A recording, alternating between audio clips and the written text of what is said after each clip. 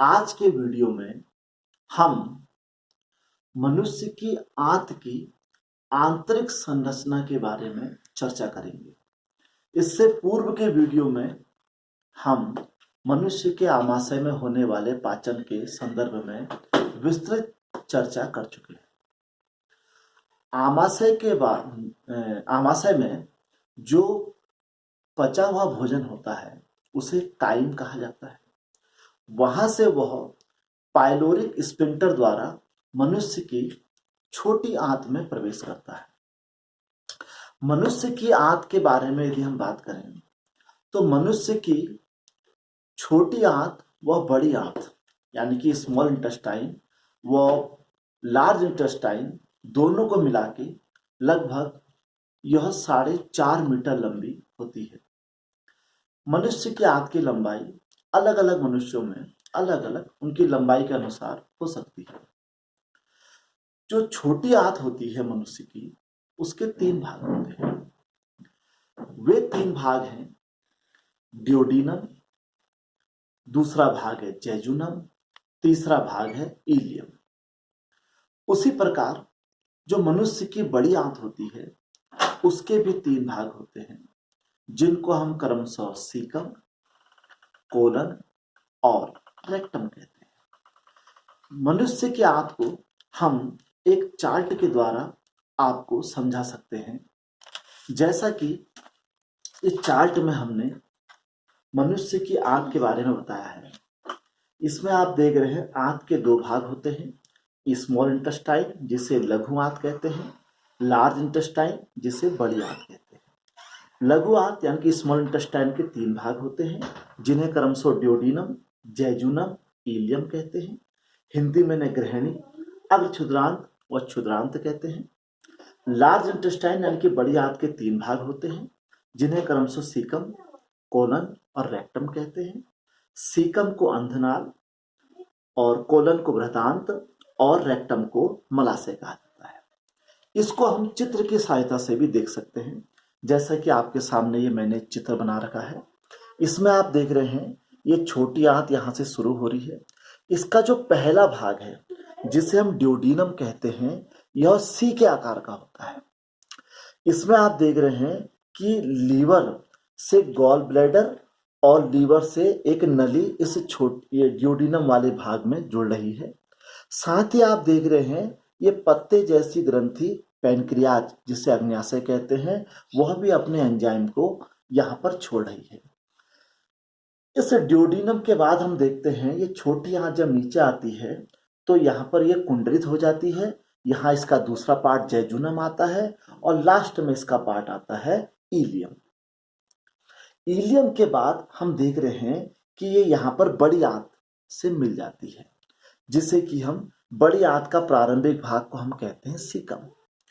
जहां पर इलियम और सीकम आपस में मिलते हैं उस जगह पर इलियोसिकल वाल्व लगा होता है।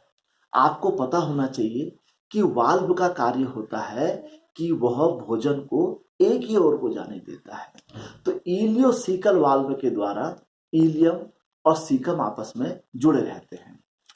उसके पश्चात सीकम के बाद आप देख रहे हैं जो दूसरा भाग है, यह बड़ी आंत का दूसरा भाग है जिसे कोलन कहते हैं। इस कोलन में आप ये राउंड राउंड फॉर्म देख रहे होंगे, जिन्हें होस्ट्रा कहते हैं।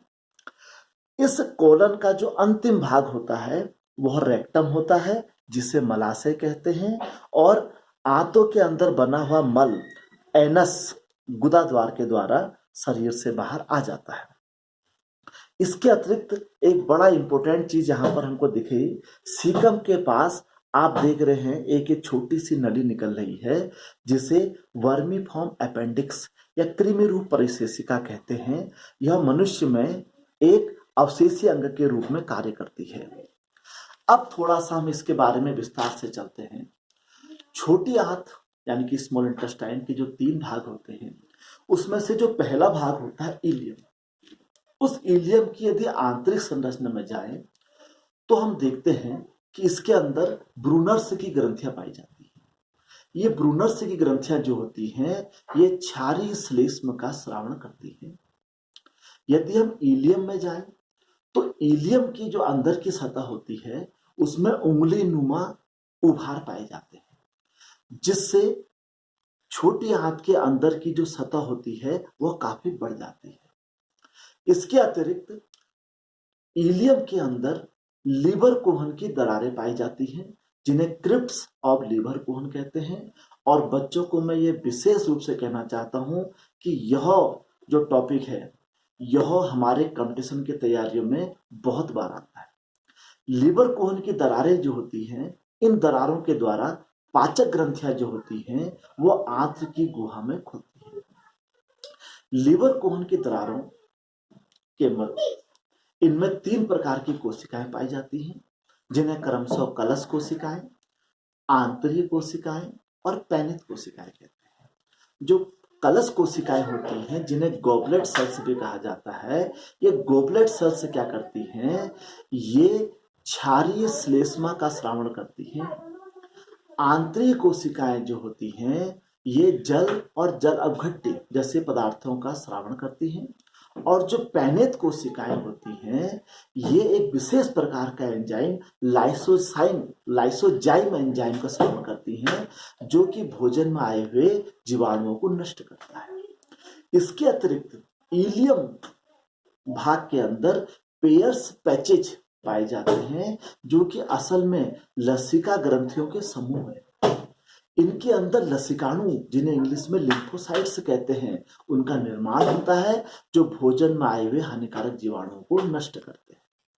इलियम इलियोसिकल वाल्व के द्वारा बड़ी आंत के सीकम वाले भाग में खुलता है। सीकम वाले भाग से एक छोटा सा लगभग 8 सेंटीमीटर की नाल, जिसे कृमि रूप परिशेषिका या वर्मिफॉर्म अपेंडिक्स कहते हैं, वो निकली होती है। आपने प्रायः देखा होगा, कई लोगों के मुंह से सुना होगा कि उनकी आंत बढ़ गई थी, आंत काटनी पड़ गई थी, वह ये वर्मिफॉर्म अपेंडिक्स है। ये मनुष्य में अवशेषीय अंग के रूप में कार्य करती है, अर्थात ऐसा अंग जो कि मनुष्य के शरीर में तो है किंतु कार्य नहीं करता है। इस समय यह खरगोश जैसे शाकाहारी जंतुओं में पाया भी जाता है और वहां कार्य भी करता है। सीकम वाला भाग जो है वहां अपचित भोजन जो होता है वह इकट्ठा होता है। यहां से यह भोजन कोलन यानी कि बड़ी आंत के दूसरे भाग में जाता है। कोलन वाले भाग में इस अपचित भोजन के अंदर में उपस्थित जल, अन्य प्रकार के जो उपयोगी पदार्थ होते हैं वो स्रावित कर लिए जाते हैं और यहाँ मल का निर्माण किया जाता है। यहाँ से भोजन बड़ी आंत के अंतिम भाग, जिसे रेक्टम यानी कि मलाशय कहते हैं, वहां जाता है और वहां इकट्ठा हो जाता है।